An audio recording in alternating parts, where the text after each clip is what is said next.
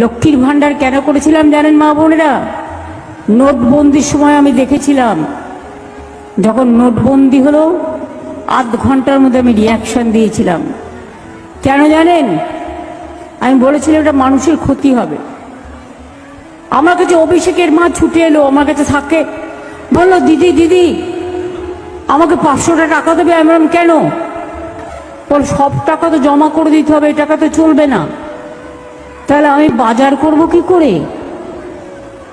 একটি মেয়ে, সে ব্যাঙ্গালোরে থাকে, সে আমাদের আছে বাড়িতে, সে এসে বলল দিদি আমাকে 200 টাকা দেবে। আমি বললাম কি করবে? বললো हमारा पास तो एक पैसा भी नहीं है।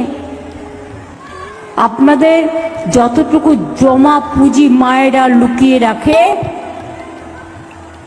ও দুঃসময়ে কাজে লাগবে বলে সব নিয়ে নিয়েছিল। তাই আমি সেদিন ঠিক করেছিলাম যে লক্ষ্মীর ভাণ্ডার মা বোনেদের উপহার।